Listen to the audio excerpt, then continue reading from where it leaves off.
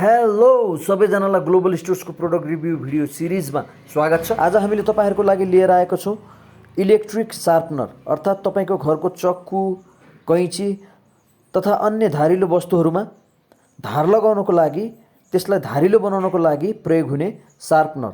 यो ब्याट्रीबाट चल्छ र यसलाई सजिलै घरमा प्रयोग गर्न सकिन्छ। हेर्नुस् कस्तो छ यसको भित्र मेसिन।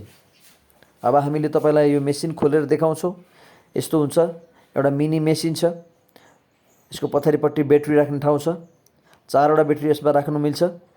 मिलाएर 4 वटा ब्याट्री तपाईले सबैभन्दा पहिला राख्नु होला। यसरी 4 वटा ब्याट्री मिलाएर राख्नु पर्छ। हेर्नुस् माइनस प्लस लेखेको छ। प्लस लेखेको ठाउँमा मुनिपट्टि प्लस पार्नु पर्यो, माइनस लेखेको ठाउँमा मुनिपट्टि माइनस पार्नु पर्यो। र यति गरेपछि यतापट्टि बटन छ, अन गर्ने बटन। त्यो अताडेपछि तपाईको यो मेसिन को भित्र एउटा ढुङ्गा हुन्छ। त्यो ढुङ्गा घुम्छ। यसमा यस्तो आवाज आउँछ। हेर्नुस्। र यहाँ तपाईले अब देखाइएको छ चित्रमा कुन वस्तु राखेर धार लगाउन मिल्छ भनेर। अब कैंची गर्न पर्यो भने त्यसरी कैंचीकोमा लिएर गएर गरे भयो।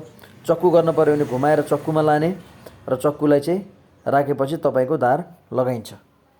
यसरी तपाईको अन गरेपछि भित्रको ढुङ्गा घुम्छ र तपाईले यसरी चक्कुलाई तलमाथि गर्नुभयो भने चक्कुमा धार लाग्छ।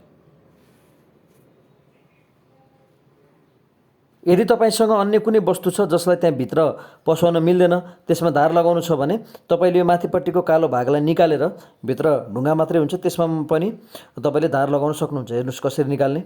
यसरी माथिपट्टिको यो ढक्कललाई निकाल्दिएपछि हेर्नुस् यस्तो ढुङ्गा हुन्छ भित्र। अब अन गरेपछि यसरी यो ढुङ्गा घुम्छ र यसरी तपाईले आफूलाई चाहेको वस्तुमा धार लगाउन सक्नुहुन्छ।